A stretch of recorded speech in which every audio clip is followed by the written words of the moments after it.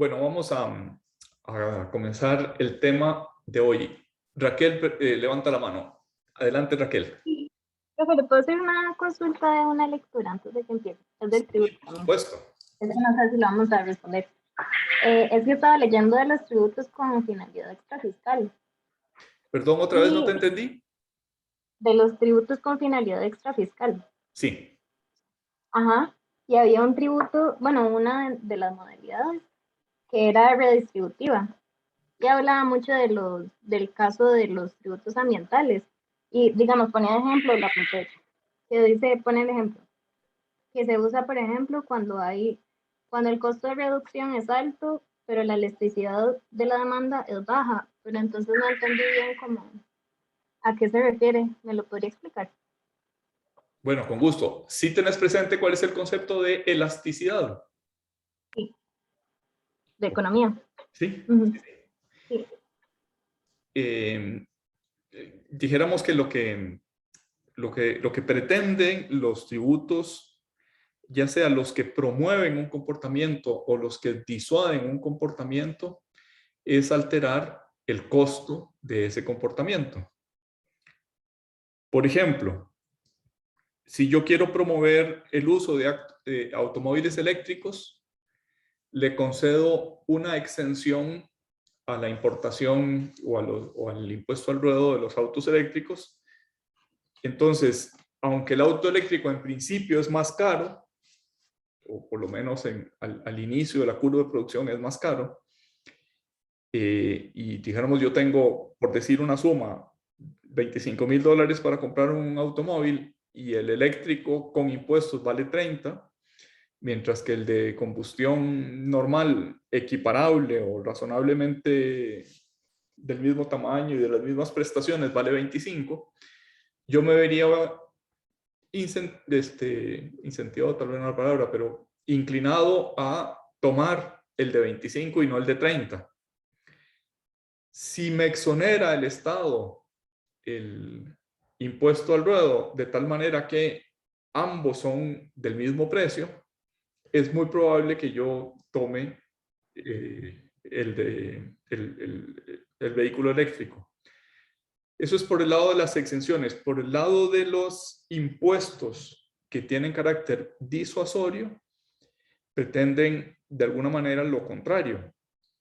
Por ejemplo, en México durante muchos años, las bebidas carbonatadas, las gaseosas, formaron parte de la canasta básica, es decir, no se cobraban impuestos sobre ellas.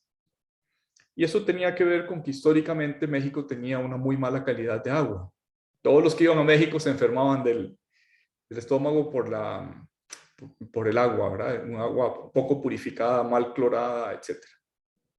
Eso fue así durante muchísimos años, tanto que los mexicanos decían que esa era la venganza de Moctezuma, cuando llegaba alguien de afuera y trataba de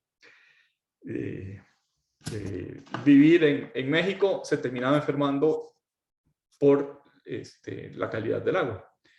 Entonces, por esa razón, históricamente en México, las aguas carbonatadas, las Coca-Colas y demás bebidas gaseosas, no pagaban impuestos, formaban parte de la canasta básica. Me parece recordar que los últimos 60 años, 80 años estuvieron en la canasta básica.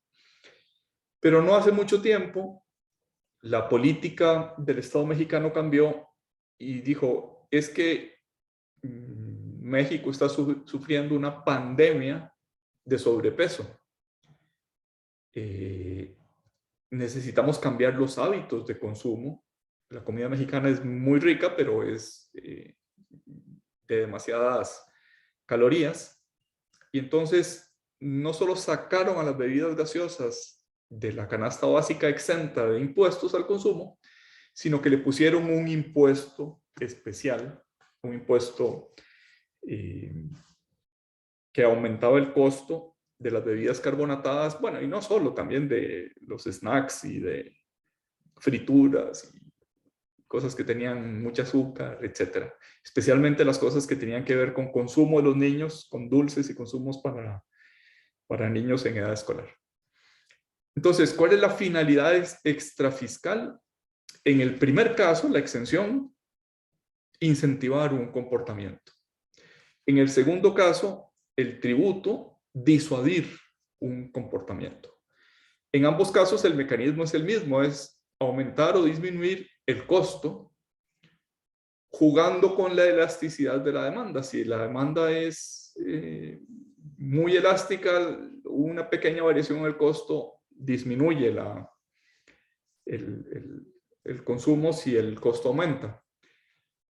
Y lo contrario si el costo disminuye. No sé si queda clara la explicación o si me hizo falta algo más. No, súper. Gracias, profe. Bueno, con gusto, con gusto.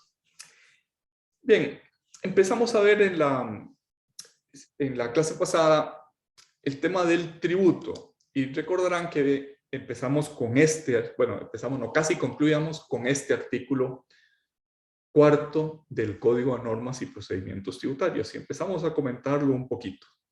Recordemos, según nuestro código, que recoge la doctrina sudamericana de los años 60, los tributos se clasifican, se dividen en impuestos, tasas y contribuciones especiales. En otras legislaciones hay otra figura que es una figura un poquito curiosa. Le vamos a dedicar unos minutos en el día de hoy, que es los precios públicos, que tienden a confundirse con la tasa.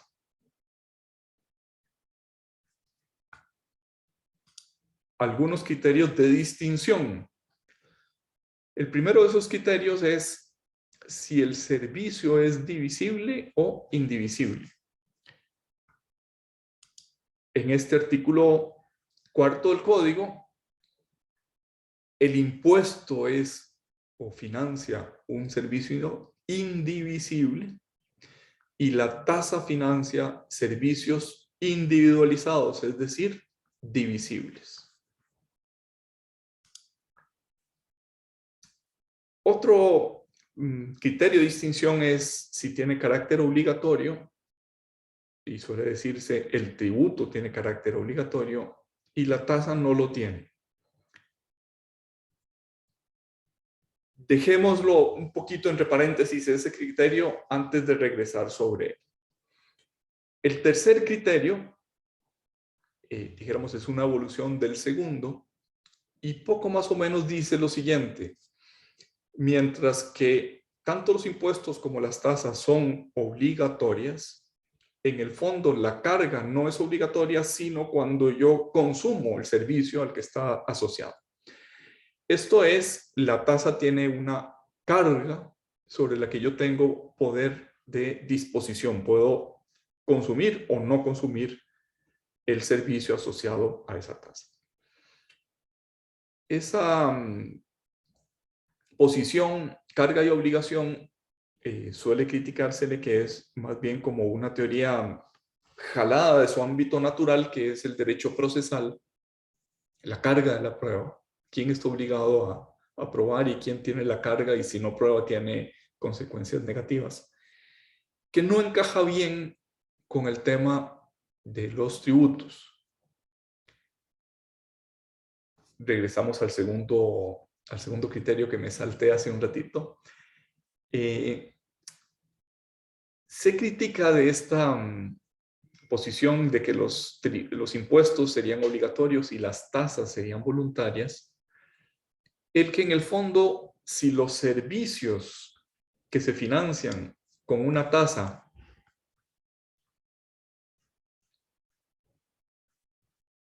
tienen que ser de servicios inherentes al Estado, la frase final de nuestro tercer párrafo del artículo 4 dice: no es tasa la contraprestación recibida del usuario en pago de servicios no inherentes al Estado. A contrario sensu, siempre que estemos en presencia de servicios inherentes, estamos frente a tasas. Y esto nos nos diluye bastante eso del carácter obligatorio, porque si el servicio es inherente, quiere decir que el Estado no puede dejar de prestarlo y los ciudadanos, los habitantes de un determinado territorio no pueden dejar de recibirlo. Son servicios de consumo obligatorio. Y suele decirse este tipo de ejemplos. Costa Rica, la emisión de la cédula de identidad es gratuita, pero en otros países se emite la cédula de identidad y se cobra una tasa por emitirla. Pero no se puede vivir sin cédula de identidad. Es una tasa, se presta el servicio, que es inherente al Estado, solo el Estado es dueño del registro civil, solo el Estado puede emitir el documento de identidad y por tanto es un servicio de consumo obligatorio. Si es inherente, es obligatorio. Entonces, esa distinción o ese criterio de distinción de que los impuestos serían obligatorios y las tasas serían no obligatorias, en el fondo no casa bien con ese carácter inherente al Estado, al ente público, del servicio que se financia con la tasa. Un cuarto criterio de distinción tiene que ver con un principio constitucional, que ahí está muy resumido, justicia material. En el fondo es que los tributos deben cumplir con el principio de capacidad económica. Eso es la justicia material en los tributos. Estamos ahorita dijéramos, empezando el tercer tema del programa y el cuarto tema del programa es los principios constitucionales. Sin meternos a ese cuarto tema, sí podemos decir que la justicia material, es decir, la conformidad del tributo con la capacidad económica del contribuyente, es ese principio de justicia material, ese principio que rige los impuestos. Y un poco lo que decía el criterio de distinción, que tampoco es plenamente aceptado, es los impuestos. En los impuestos rige plenamente el principio de justicia material, mientras que en la tasa no rige plenamente. En la tasa se rige por el principio del costo. Dice nuestro código municipal que las municipalidades pueden prestar servicios y cobrar tasas que no excedan el 10% del costo, y ese 10% es para desarrollo, quizás podríamos decir para inversiones en activos fijos que permitan prestar ese servicio en el futuro.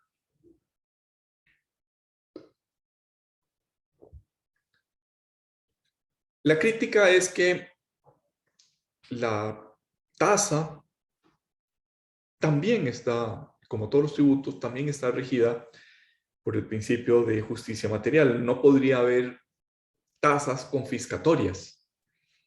Por mucho que sea inherente al Estado, la prestación del servicio que se financia con una tasa tiene que cumplir con el principio de capacidad económica. Si no cumple con ese principio de capacidad económica o contributiva, quiere decir que tomaría de la propiedad privada en exceso para satisfacer la financiación de ese servicio. Y eso pues sería directamente inconstitucional. Eso por el lado de la tasa. Por el lado de los impuestos asignativos, también hay una teoría, es una teoría más económica que jurídica, que dice que los tributos, no solo los impuestos, sino en general los tributos, pretenden cumplir una función que los economistas llaman una función asignativa.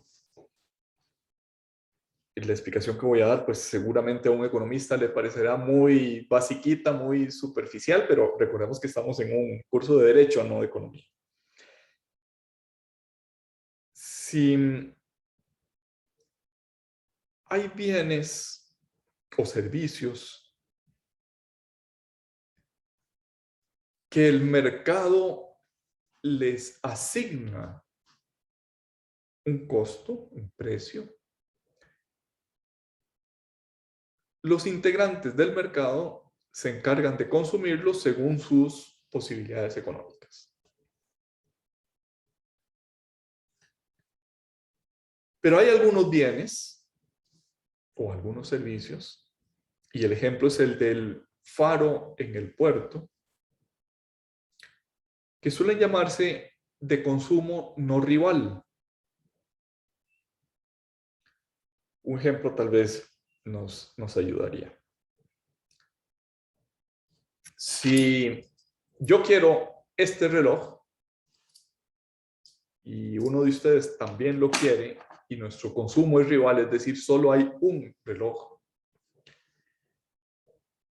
¿quién consume ese reloj o quién adquiere la propiedad? El que esté dispuesto a pagar más en el mercado. Pero hay algunos bienes o algunos servicios que son de consumo no rival. El servicio que presta un faro en el puerto es el ejemplo clásico de consumo no rival. Cada barco o cada capitán del barco o cada línea naviera estaría dispuesta a pagar por el faro, pues, porque la seguridad es un valor importante en la navegación. Pero resulta que una vez que uno pague, se benefician todos. Porque el consumo es no rival. Da lo mismo un faro para 1 que para 10, que para 100, que para 200 barcos. Todos se benefician igualmente, puesto que la función del faro es, por lo menos antes del GPS, la función del faro es orientar en dónde están los sitios que podrían hacer encallar el barco. Y se da la paradoja de que aunque cada uno o cada línea naviera estaría dispuesta a pagar por el faro, todos prefieren ser un free rider, un usuario gratuito, que lo pague otro y yo me beneficio. Y cuando eso sucede, en la sociedad cuando eso sucede, termina por suceder que nadie quiere asumir el costo inicial. Todos esperan que alguien más lo haga.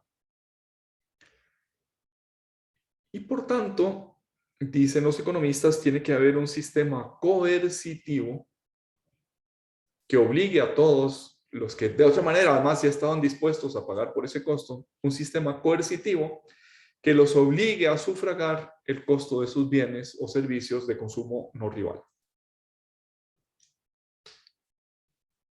Ese sistema coercitivo se llama sistema tributario. Ese sistema coercitivo es el que los lleva por una autoridad superior que decide construir el faro y repartir el costo entre los usuarios de ese faro. Dicho en otras palabras, se pretende superar un fallo del mercado, un fallo que sucede cuando el bien o servicio es de consumo no rival, que es que todos esperan que haya otro que asuma el costo.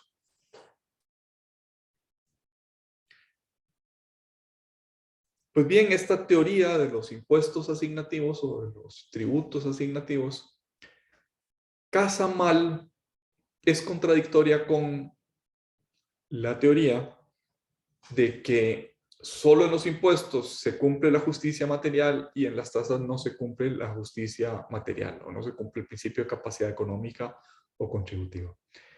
Porque los impuestos asignativos pretenden asignar un costo, distribuir un costo, pero siempre, ya sea por servicios, ya sea por servicios indivisibles, siempre de acuerdo con ese criterio de asignación, ese criterio de distribución de los costos entre quienes estaban obligados a pagarlo. No puede ser de otra manera, no podría ser que esa asignación en la cual interviene un ente público con una potestad supra o que se impone a las voluntades miembros del mercado, no puede ser que esa voluntad que se impone traspase un límite que es el límite de capacidad económica o contributiva.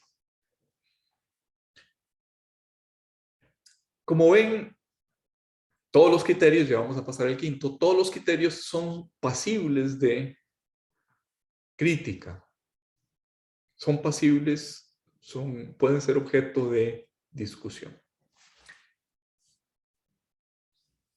En el quinto criterio de distinción se dice que los tributos se dividen en tasas e impuestos de acuerdo con la actividad administrativa que vaya asociada al hecho generador.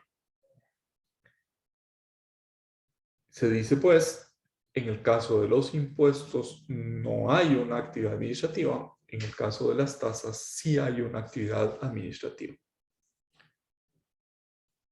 Esto tiene que ver con las teorías dinámicas de los italianos cuando hablamos de la Ordenanza General Tributaria Alemana. ¿Se acuerdan que hablamos de esa materia?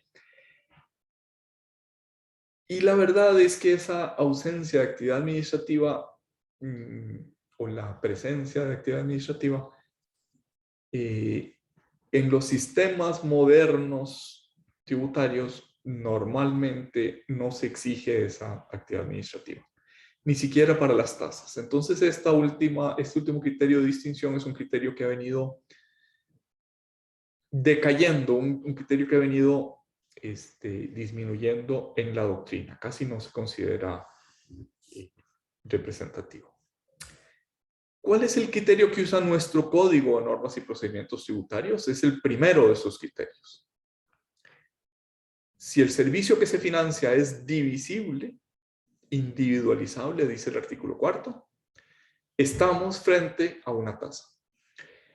Y si es indivisible, si no se puede concretar en aquel que lo sufraga, entonces estamos frente a un impuesto.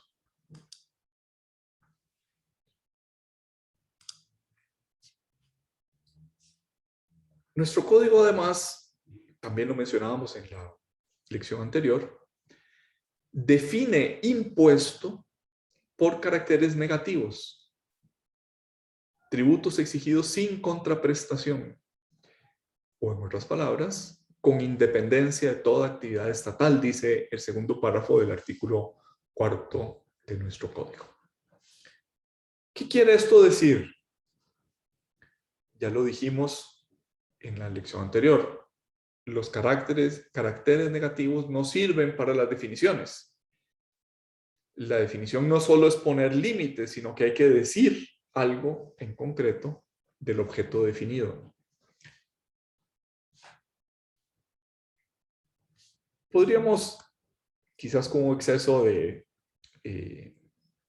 buena actitud frente a nuestro artículo 4, decir que los impuestos son tributos, los impuestos son prestaciones en dinero, los impuestos, su objetivo, su esencia propia es la prestación en dinero que el Estado impone en ejercicio de su poder de imperio para obtener recursos en el cumplimiento de sus fines. Eso es cierto, pero es una definición excesivamente amplia, es propia del tributo, de la categoría general, del género, no de la especie. Nos quedamos todavía escasos ayunos de cuál es el contenido propio del impuesto.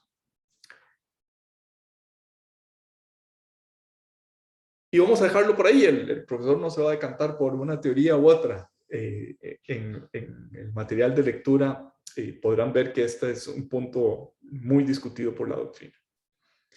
Lo que sí podemos decir es que el impuesto grava manifestaciones de capacidad económica y que las manifestaciones de capacidad económica, tema de la próxima semana de principios constitucionales, Las manifestaciones de capacidad económica se pueden reducir a 3. Propiedad, renta, consumo. La posesión de un patrimonio es la propiedad. Si yo tengo un inmueble, impuesto de bienes inmuebles o impuesto de casas de lujo, que graban la propiedad. Impuesto a la circulación de vehículos, a pesar del nombre, circulación, en el fondo lo que grava es la propiedad del vehículo, porque se cobra lo mismo si el vehículo circula que si no circula. En la circulación de los bienes estamos hablando de la manifestación de capacidad económica llamada consumo. Y podríamos decir no solo de bienes, sino también de servicios. Si yo consumo bienes y servicios, si los bienes y servicios circulan en el mercado, aquellos que los consumen manifiestan una capacidad económica. Y en tercer lugar, quizás deberíamos decir en segundo, porque históricamente la renta es anterior a los impuestos al consumo, la obtención o el gasto de renta.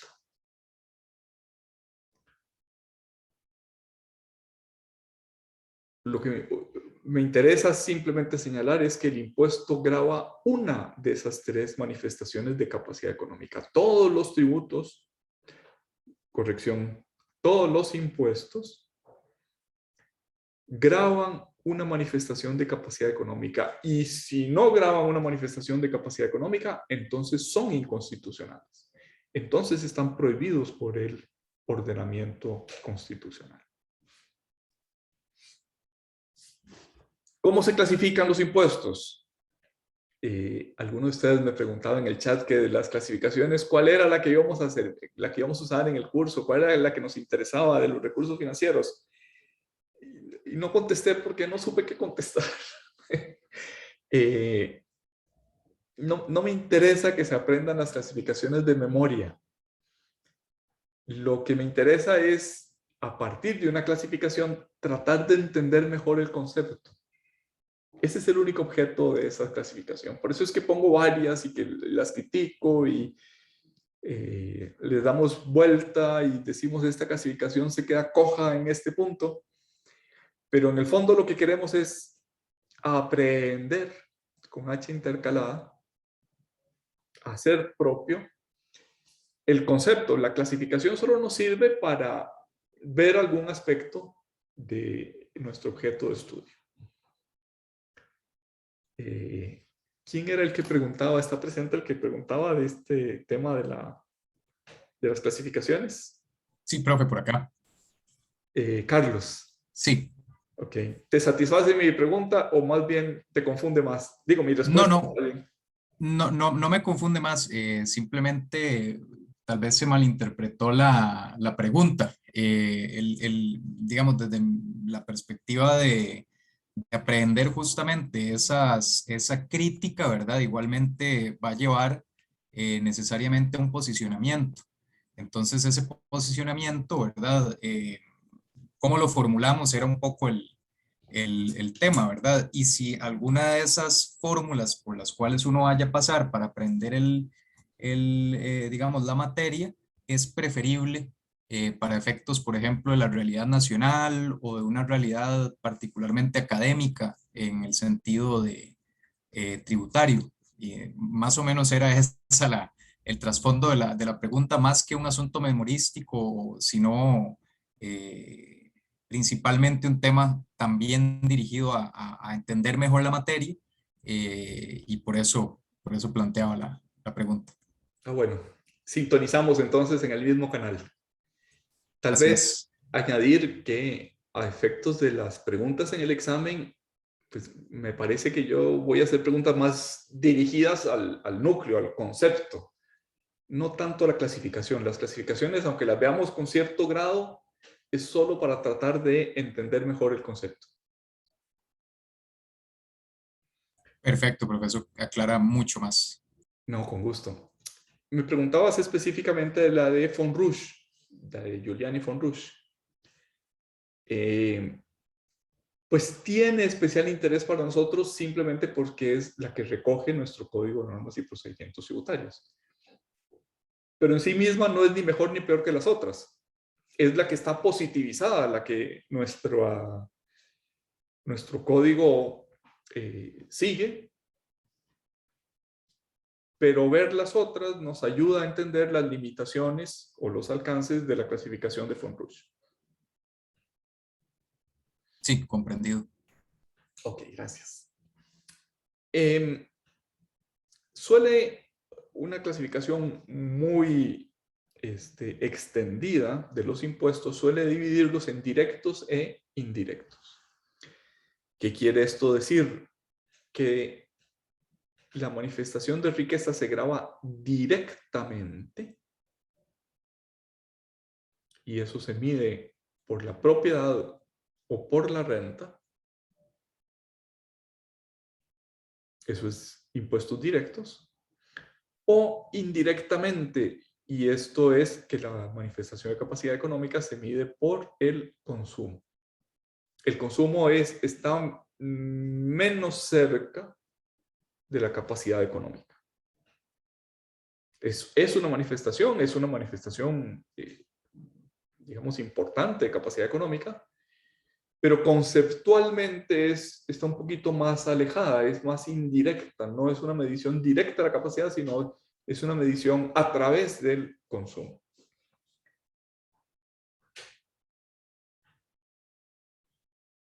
Y suele decirse de los impuestos indirectos, de nuevo me estoy adelantando a lo que veremos después en principios constitucionales, suele decirse de los impuestos indirectos que por no ser progresivos, casi siempre son proporcionales, por no ser progresivos, pesan más fuertemente sobre quienes menos tienen.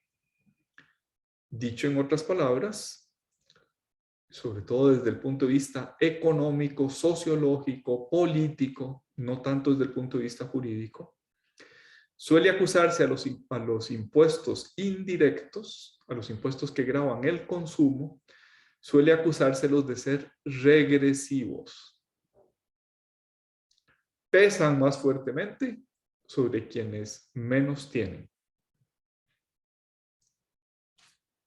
No nos vamos a meter porque ya adelanté que eso es materia de otro tema, pero sí tengan esa inquietud presente para cuando hablemos de progresividad en la lección que tiene que ver con principios constitucionales, con capacidad económica. Otro intento de clasificación es el que divide los impuestos en objetivos y subjetivos. Suele decirse, cuando el hecho generador es un objeto, estamos frente a impuestos objetivos, y cuando el hecho generador es un impuesto, hace alusión al sujeto que incurre en ese hecho generador, estamos ante impuestos subjetivos.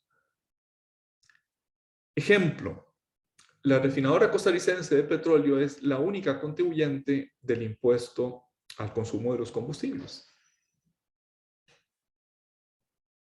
¿Qué quiere esto decir? Que aunque se trasladan vía precio a quienes echamos un combustible en nuestro automóvil, o en una buseta, o en un camión, en un medio de transporte, en un bien mueble motorizado, lo pagamos en el precio. El único contribuyente, el único que tiene relaciones con Hacienda Pública es Recope. Es un impuesto subjetivo.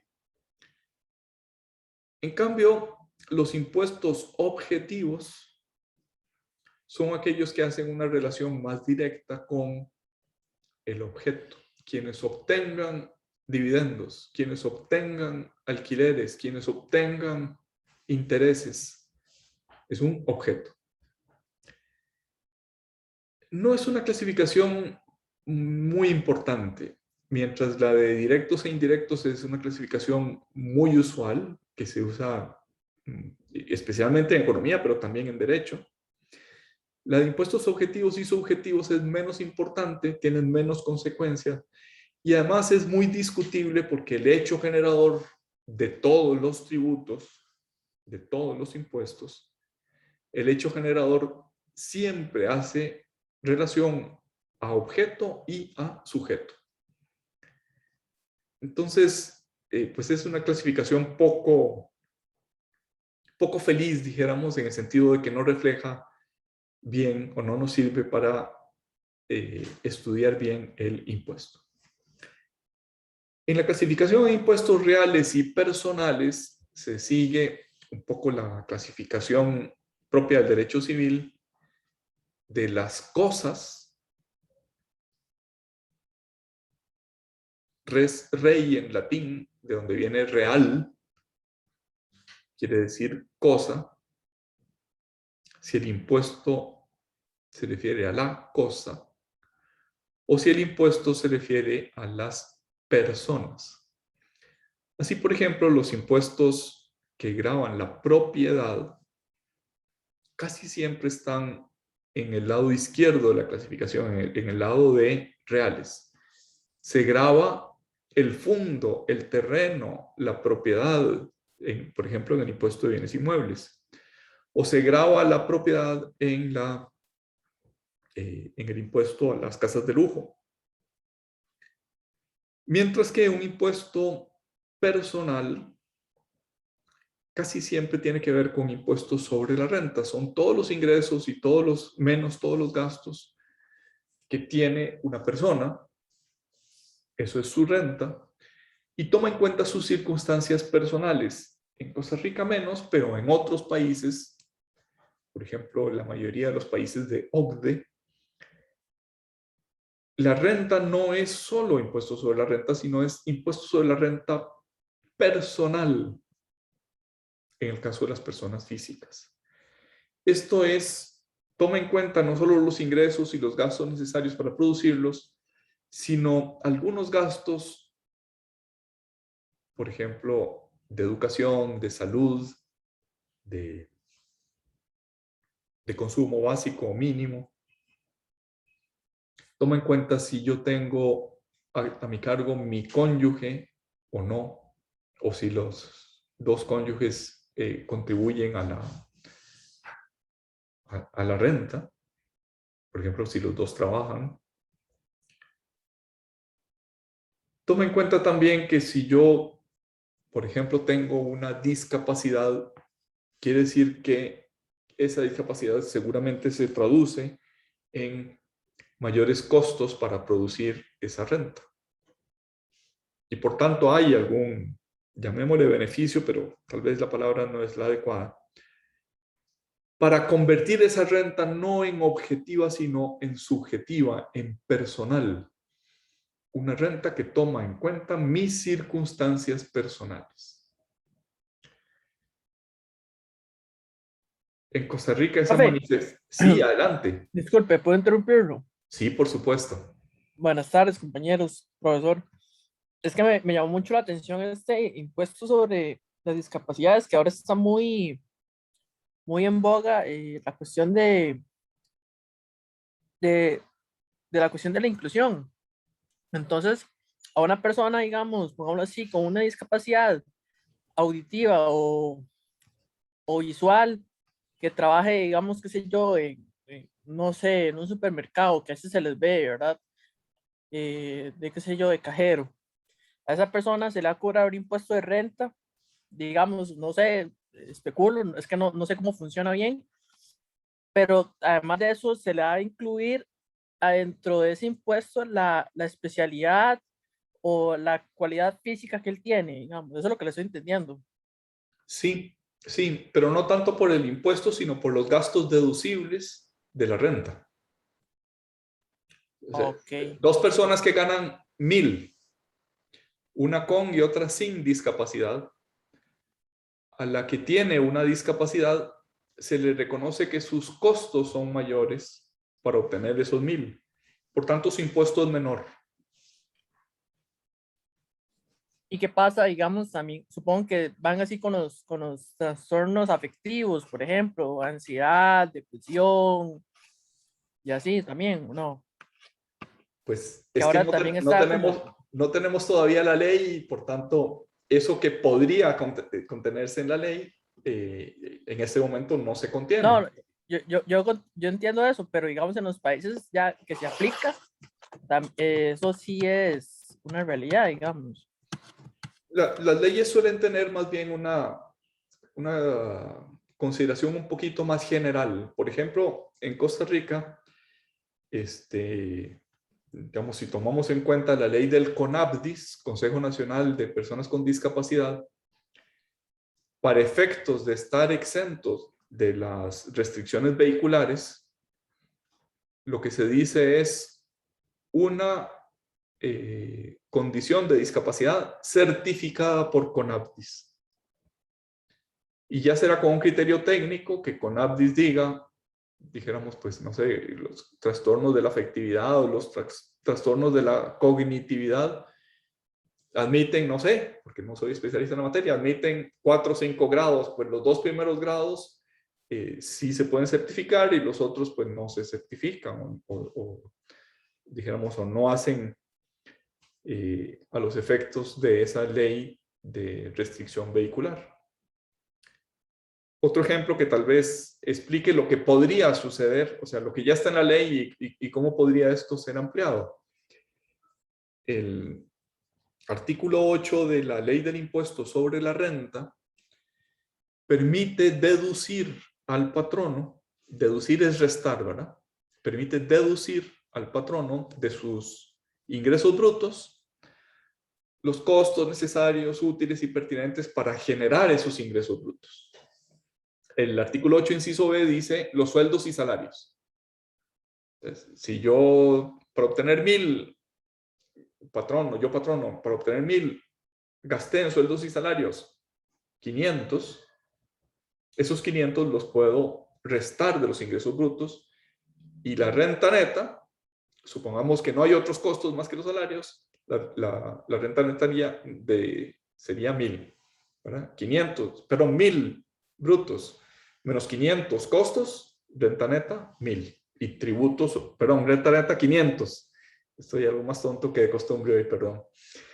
Renta neta 500 y sobre esos 500 ahí se aplican las tarifas del tributo. Pues bien, ese artículo 8, inciso B, dice que si los empleados tienen alguna condición de discapacidad certificada por el CONAPDIS, esa certificación ya no la dice la ley, la dice el reglamento, pero digamos el concepto es si alguno de esos empleados tiene una discapacidad certificada por CONAPDIS, entonces el patrono no solo deduce lo que les pagó a ese empleado con discapacidad, sino que deduce doblemente. O sea, le pagó 100 a ese empleado y deduce 200. De los 1,000 no solo tiene derecho a deducir 100, que es lo que le pagó a ese empleado con discapacidad, sino deduce 200, deduce el doble de su verdadero costo. Esa norma es una norma de incentivo que pretende que los patronos contraten personas con discapacidad.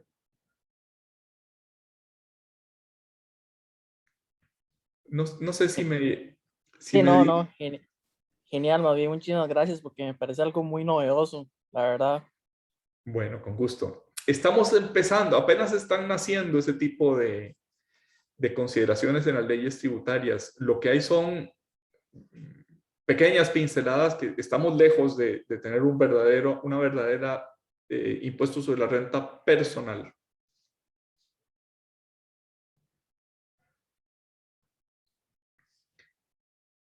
Otra clasificación es la que divide los impuestos en periódicos e instantáneos. En el aspecto objetivo del hecho generador de los impuestos periódicos, el lapso de tiempo, el transcurso del tiempo, forma parte de la definición del hecho generador. De nuevo, habrá una lección del curso solo sobre hecho generador.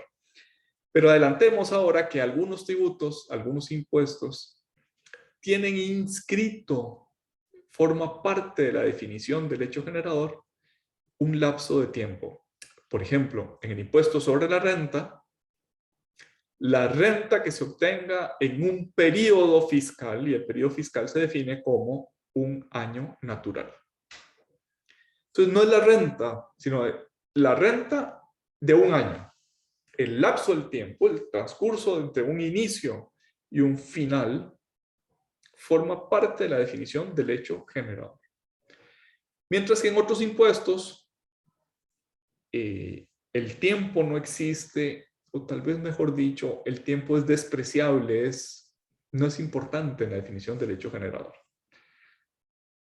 Si alguno de ustedes va, por ejemplo, hoy a un restaurante, o fue porque ya son casi las 2 de la tarde a un restaurante, le cobrarán el impuesto al valor agregado. Y ese impuesto es un impuesto instantáneo porque es un solo acto. El transcurso del tiempo pues o es inexistente o es poco importante. Me podrían decir, bueno, pues sí hubo un lapso de tiempo entre que yo ordené la comida y tardaron 20 minutos en traérmela. Y después 5 minutos más en emitirme la factura, que es donde consta el impuesto al valor agregado. Sí, pero lo que quiero decir es que esos 20 minutos, esa media hora, son despreciables o intelectualmente no son valiosos para entender este impuesto. El impuesto, por lo menos tendencialmente, es instantáneo. Hay un instante en el que se produce, hay un instante, un lapso de tiempo muy corto, mientras que en los impuestos periódicos el lapso de tiempo es un impuesto mucho más prolongado, mucho más espaciado. Hablamos de impuestos, ahora hablemos de tasas. La tasa tiene una ratio contraprestacional. Ratio quiere decir una razón, una causa, una explicación racional en la contraprestación. La tasa, el servicio. Hay contraprestación. Hay do ut des. Consumo el servicio a cambio de una tasa. Desde ese punto de vista suele decirse es un tributo afectado. Hay tributos que están afectados en la ley del impuesto sobre la renta. Por ejemplo, se dice, se pagará de lo que se consuma, de lo que se obtenga de impuestos sobre la renta, se pagará un porcentaje al PANI, al Patronato Nacional de la Infancia. No está 100% afectado, pero una parte está afectada. Un porcentaje tiene afectación. En cambio, en las tasas, la afectación es total porque el monto de la tasa no puede aplicarse sino al servicio que se está consumiendo.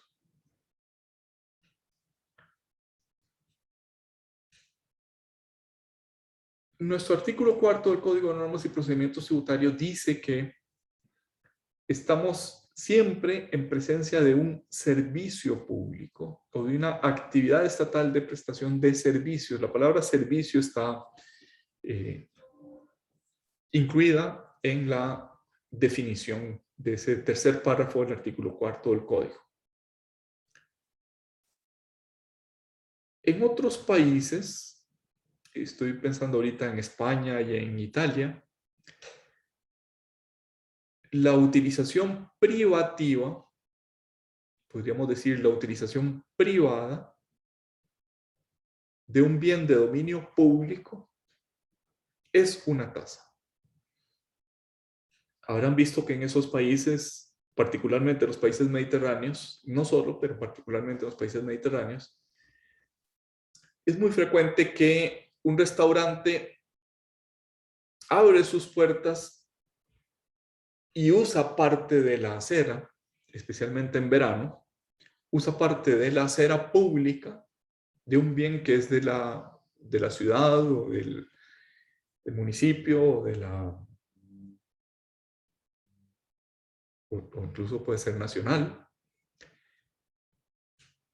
lo utiliza privadamente, esto es, pone en la vía pública peatonal, pone sus mesas y no permite además que nadie, o sea, que el restaurante vecino se pase a la zona de dominio público que yo estoy usando privadamente. A cambio de ese uso privado, ese uso privativo de un bien de dominio público, ya sea la municipalidad, ya sea el Estado, cobran una tasa. Cobran una prestación coactiva por el uso privado de un bien de dominio público. Esa carencia en nuestro código tributario de esa figura de tasas por la utilización privativa de bienes de dominio público es inconstitucional. Dicho en otras palabras, tal vez nos hace falta un concepto que no sé si tendremos ocasión de verlo hoy, espero que sí, que es el concepto de precio público.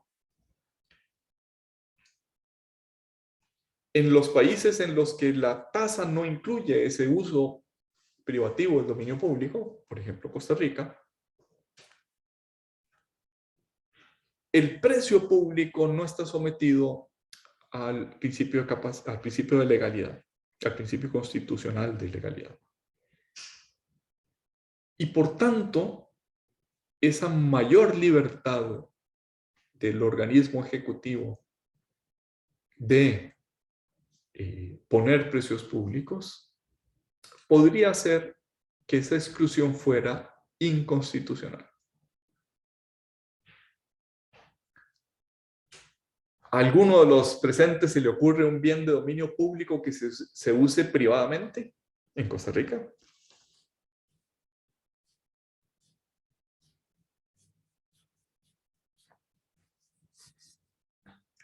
¿Quién se anima en esta hora de la siesta a contestar mi pregunta?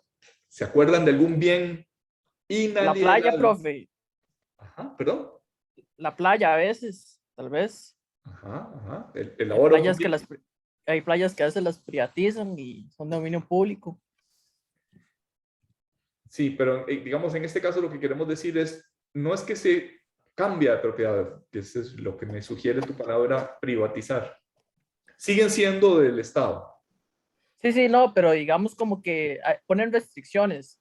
Por ejemplo, Punta Leona, por ejemplo, que, que digamos que cierran accesos y la gente a veces como cuando va a Punta Leona tiene que bordear por la playa hasta llegar, digamos, a donde está, digamos, eh, eh, las piscinas y qué sé yo, el balneario. Okay. Pero no sé si siempre sirve. Ahora te daré mi opinión. Raquel había levantado la mano. Creo que tal vez los lugares, por ejemplo, como los polideportivos o ciertos gimnasios que son como destinados para algo muy específico. Pero gimnasios de propiedad pública. Sí, por ejemplo, digamos, donde entrenan, no sé, los equipos que van para Olimpiadas o cosas por el estilo. ¿Pero te parece que eso sería utilización privativa? Tal vez no, es que no sé si la palabra privativa aplicara, pero digamos, por ejemplo, estoy pensando aquí, yo soy de Cartago, y el polideportivo de Cartago, hay ciertas partes de la instalación que si están entrenando no se puede usar, o que no son para todo el mundo, solo es como para cosas muy específicas que ellos permitan. Ok. José levantó la mano. Profe, a mí se me ocurre, por ejemplo, un parque nacional.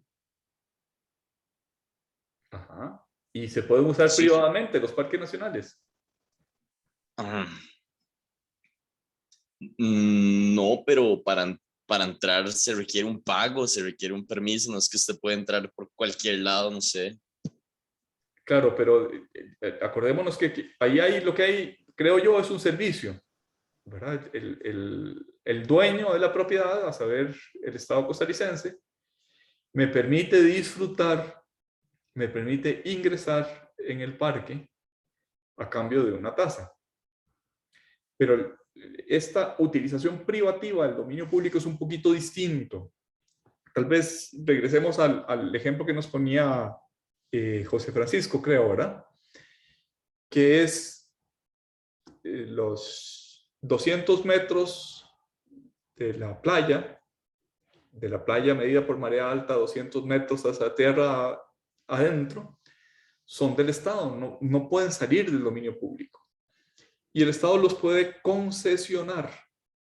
Se puede darle a una cadena hotelera en concesión un terreno para que lo utilice privadamente, es decir, para que cobre a los que se hospedan en ese hotel, o a los que ponen un restaurante en la línea de playa. No son propietarios, son concesionarios. Están usando privadamente un bien de dominio público y lo que pagan en Costa Rica suele recibir el nombre de canon. El canon de la zona marítimo terrestre. Entonces la pregunta es, ya te doy la palabra, María Lourdes. La pregunta es, ¿ese canon es una tasa o es un precio público? En otras legislaciones, por ejemplo, las que ya mencioné, italiana, española, son claramente tasas. Está en la definición de tasa que el uso privativo de un bien de dominio público es una tasa. En Costa Rica, si vemos nuestro tercer párrafo del artículo 4, no está incluida esa utilización privativa de un bien de dominio público como generadora de la tasa. En Costa Rica tenemos una figura que no suele llamarse así en otros países, canon, a aquellos bienes que se concesionan. María Lourdes, adelante. No, es que iba a preguntar que si entonces como digamos, el pago de peajes y la concesión en las carreteras también sería como un tipo de utilización privativa de ese dominio público, digamos. Pero creo que después me respondió como que sí, porque es como similar al de las playas, entonces. Es un poquito distinto, ¿verdad? Porque, no, digamos, al concesionario de la autopista 27, me parece que tal vez es el ejemplo más a la mano, al concesionario se le cobra un canon de concesión. ¿Y cuál es la utilización privativa? Lo explota, ¿verdad? Explota ese bien. Es un bien de dominio público, es un bien del Estado, lo explota. No sé cómo se llama, Autopistas del Sol, o a lo mejor ya cambió de concesionario. Pero el cobro del peaje es algo un poquito distinto. El cobro del peaje es por utilizar ese bien de dominio público. Los que lo utilizan, la primera parte de nuestra definición de tasa, la primera parte es la que definiría ese peaje. En otras palabras, en el caso de esa carretera, no solo está concesionada la propiedad, sino que está concesionado el cobro de esa tasa. O sea, sirve para reembolsarle al concesionario la inversión que hizo por esa carretera. Ana María habla del aeropuerto. Sí, también, exactamente. Nada más lo que quería señalar es que esa utilización privativa de un bien de dominio público en Costa Rica no está, por lo menos en la definición del artículo 4 del Código de Normas y Procedimientos Tributarios. Y esto nos lleva a considerar con duda si estamos en presencia de una tasa o en presencia de un precio público. El artículo 4 del Código de Normas y Procedimientos Tributarios hace referencia, hace mención de un servicio indivisible, de un servicio divisible, en el caso de las tasas, de un consumo por parte del contribuyente. estamos pensando, o estaba pensando el legislador en los años 60, por ejemplo, en el servicio de recogida de basura que presta la municipalidad. ¿Qué es ese servicio? Algo que le hace falta a los que viven en ese municipio, se lo presta la municipalidad, pero se lo presta en régimen de derecho público, no se lo presta en régimen de derecho privado. En otras palabras, no hay intercambio de voluntades. Si yo quiero el servicio, me vale tanto. Sino que el servicio puede, dice el Código Municipal, puede ser incluso potencial. Es decir, yo municipalidad le presto el servicio yo vivo en Escazú, a todos los habitantes de Escazú, pero alguno de los habitantes podría decir, yo voy a esforzarme especialmente en reciclar todos los desechos o desperdicios que hay en mi casa y por tanto no voy a hacer uso nunca de ese servicio de recogida de basuras que presta la municipalidad. Pues bien, el Código Municipal lo que dice es que el servicio se debe prestar al menos potencialmente, o sea, que si alguien lo quiere en esta zona, puede hacer uso de él. No tiene que ser verdaderamente ejercido el derecho de usar, sino que el servicio se preste al menos potencialmente. Ya mencionamos que se trata de un principio afectado, tiene por única finalidad la tasa atender al servicio, a sufragar el costo del servicio, y hay un principio de equivalencia que ya les mencioné que el Código Municipal lo cifra en el costo más un 10%. Hay una equivalencia entre la prestación del servicio y el costo de ese servicio. Bien, vamos a hacer una pausa, son las 2:05 y al regresar a las 2:15 hablamos de precios públicos.